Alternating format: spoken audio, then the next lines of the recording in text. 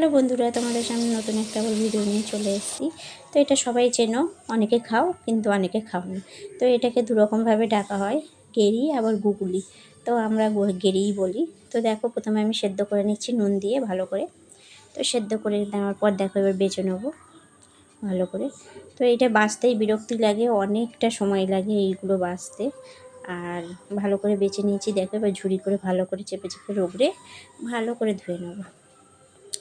এটা খেতে যেমন ভালো লাগে, বাছতে সেরকম বিরক্তি লাগে, একদমই ভালো লাগে। অনেকে খায় না, কিন্তু ঝাল খেতে খুবই ভালো লাগে। আবার আলু দিয়ে তরকারিও খুবই টেস্ট হয়। তো দেখো আমার গেরিটা ধোয়া হয়ে গেছে। এখানে পেঁয়াজ আর টমেটো কুচিয়ে নিয়েছি, এদিকে রসুন আর আদা। আর দেখো গেরিটাকে একদম সামান্য পরিমাণ নুন আর হলুদ দিয়ে ভেজে নেবো। একদম বেশি ভাজবো না, নাহলে রাবারের মতন হয়ে যাবে। একদম সামান্য পরিমাণ নেড়ে চেড়ে নামিয়ে নিয়েছি। এবার দেখো তেলে পেঁয়াজ দিয়ে আর টমেটো দিয়ে একটু কাঁচা লঙ্কাও দেবো। তো ভালো করে পেঁয়াজটাকে ভেজে নেব, লো ফ্লেমেই ভাজবো। বেশি হাই ফ্লেমে ভাজলে পেঁয়াজটা পোড়া পোড়া হয়ে যাবে, স্মেলটাও বাজে হয়ে যাবে, আর পেঁয়াজটাও ভাজা হবে না। তো দেখো অর্ধেকটা ভাজা হয়ে যাওয়ার পর আমি নুন দিয়ে দিচ্ছি, যাতে পেঁয়াজগুলো আর একটু নরম হয়ে যায়। আর এই গেরির ঝালের মধ্যে তোমার কি বলে, যত পেঁয়াজগুলো একদম মিহি হবে তত খেতে ভালো লাগে। তো দেখো পেঁয়াজটা আমার মোটামুটি ভাজাই হয়ে গেছে। তো এবার আমি রসুনটা দিয়ে একটুখানি ভেজে নেব।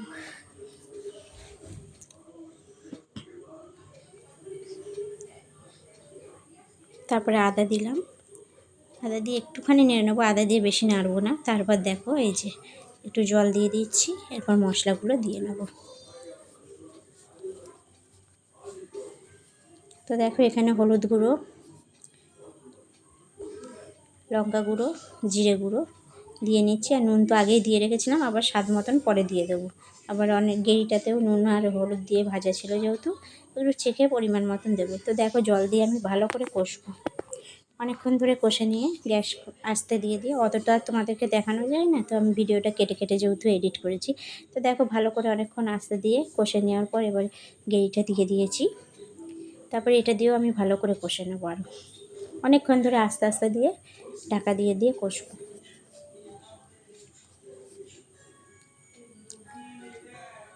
তো দেখো এরকমভাবে আস্তে দিয়ে গ্যাস কমিয়ে কমিয়ে আর অল্প অল্প করে জল দিয়ে এরকমভাবে ভালো করে কষিয়ে নিচ্ছি।